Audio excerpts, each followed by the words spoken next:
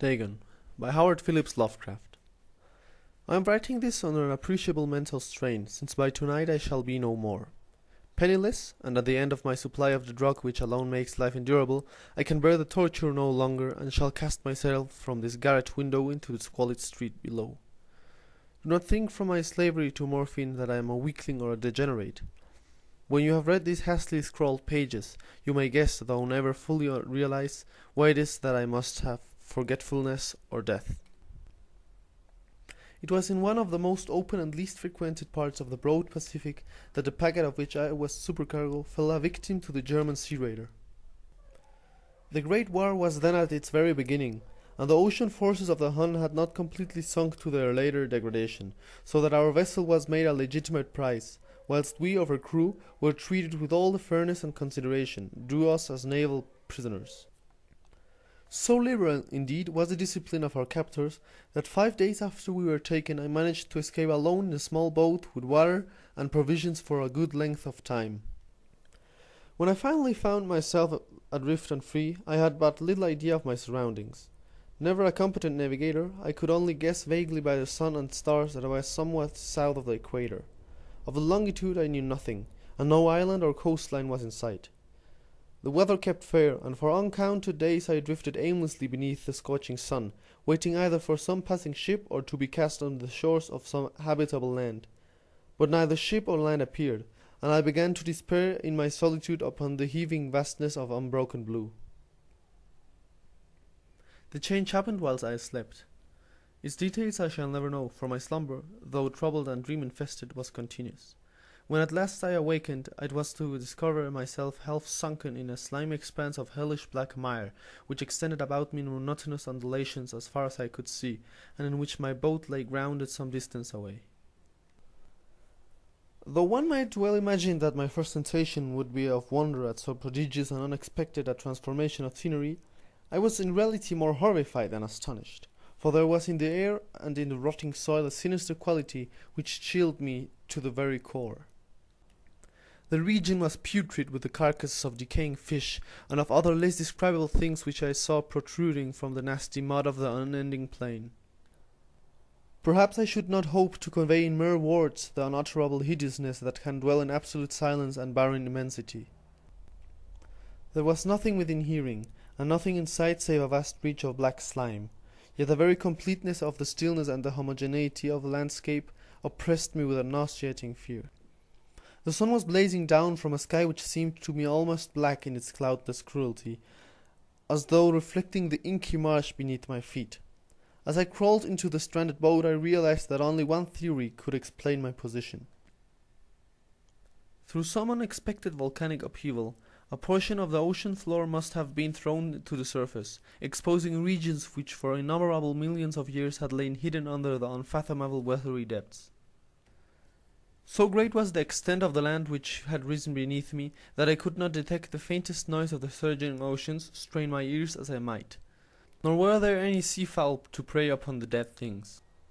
For several hours I sat thinking or brooding in the boat, which lay upon its side and afforded a slight shade as the sun moved across the heavens. As the day progressed, the ground lost some of its stickiness, and seemed likely to dry sufficiently for travelling purposes in a short time. That night I slept but little, and the next day I made for myself a pack containing food and water, preparatory to an overland journey in search of the vanished sea and the possible rescue. On the third morning I found the soil dry enough to walk upon with ease. The odour of the fish was maddening, but I was too much concerned with graver things to mind so slightly an evil, and set out boldly for an unknown goal. All day I forged steadily westward, guided by a faraway hummock which rose higher than any other elevation on the rolling desert. That night I encamped, and on the following day still travelled toward the hummock, though that object seemed scarcely nearer than when I had first espied it. By the fourth evening I attained the base of the mound, which turned out to be much higher than it had appeared from a distance, an intervening valley setting it out in sharper relief from the general surface. Too weary to ascend, I slept in the shadow of the hill. I know not why my dreams were so wild at night, but ere the warning and fantastically gibbous moon had risen far above the eastern plain, I was awake in a cold perspiration, determined to sleep no more. Such visions as I had experienced were too much for me to endure again, and in the glow of the moon I saw how unwise it had been to travel by day.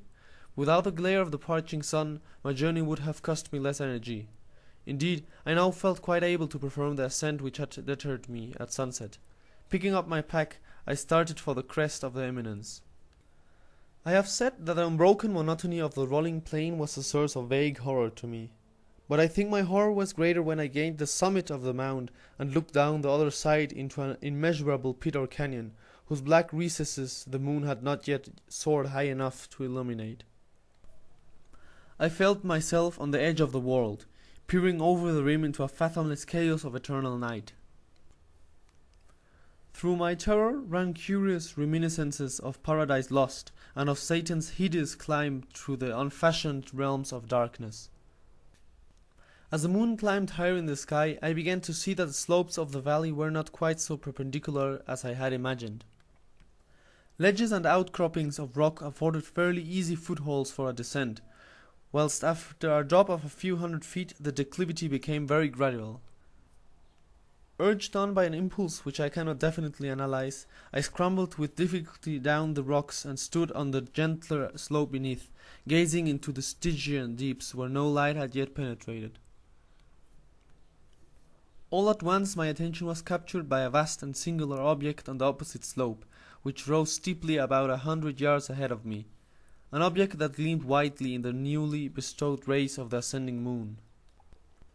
That it was merely a gigantic piece of stone I soon assured myself, but I was conscious of a distinct impression that its contour and position were not altogether the work of nature. A closer scrutiny filled me with sensations I cannot express, for despite its enormous magnitude and its position in an abyss which had yawned at the bottom of the sea since the world was young, I perceived beyond a doubt that the strange object was well-shaped monolith whose massive bulk had known the workmanship and perhaps the worship of living and thinking creatures. Dazed and frightened, yet not without a certain thrill of the scientist's or archaeologist's delight, I examined my surroundings more closely. The moon, now near the zenith, shone weirdly and vividly above the towering steeps that hemmed in the chasm, and revealed the fact that a far-flung body of water flowed at the bottom, winding out of sight in both directions and almost lapping my feet as I stood on the slope.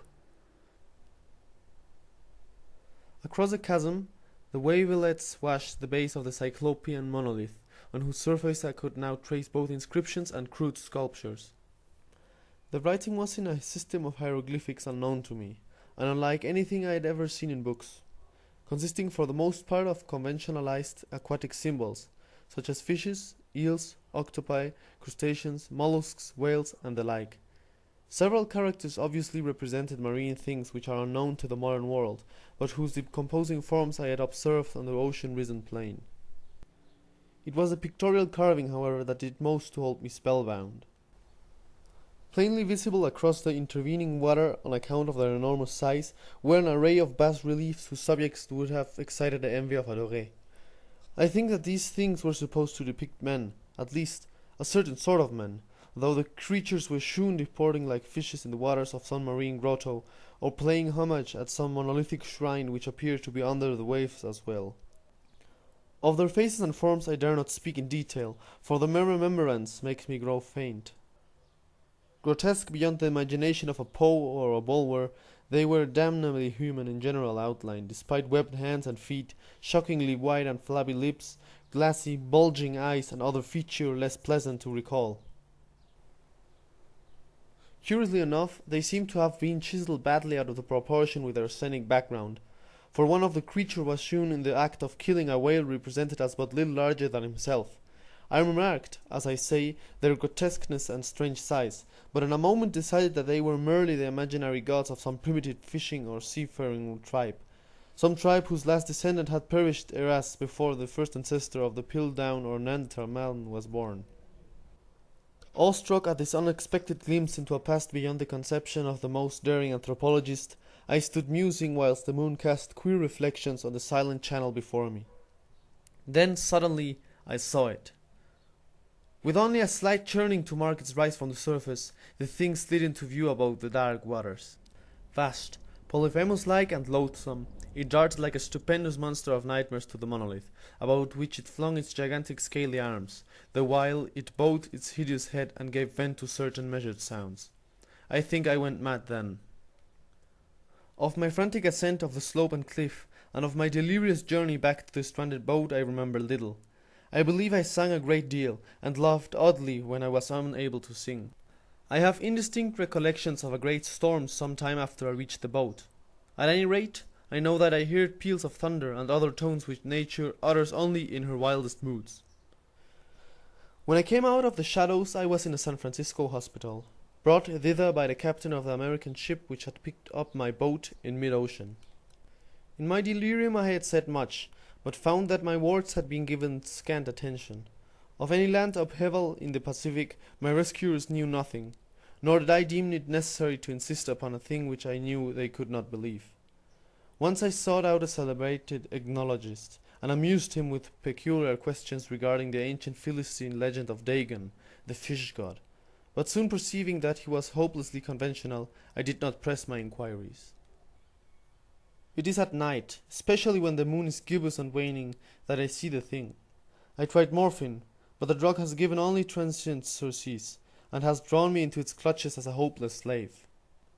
So now I am to end it all, having written a full account for the information of the contemptuous amusement of my fellow men.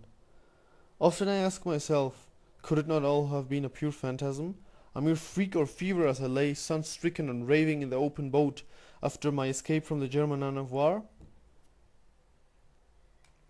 This I ask myself, but ever does there come before me a hideously vivid vision in reply. I cannot think of the deep sea without shuddering at the nameless things that may at this very moment be crawling and floundering on its slimy bed, worshipping their ancient stone idols, and carving their own detestable likenesses on submarine obelisks of water-soaked granite. I dream of a day when they may rise above the billows to drag down in their reeking talons the remnants of puny, war-exhausted mankind. Of a day when the lands shall sink, and the dark ocean floor shall ascend amidst the universal pandemonium. The end is near. I hear a noise at the door as of some immense slippery body lumbering against it. It shall not find me. God, that hand! The window! The window!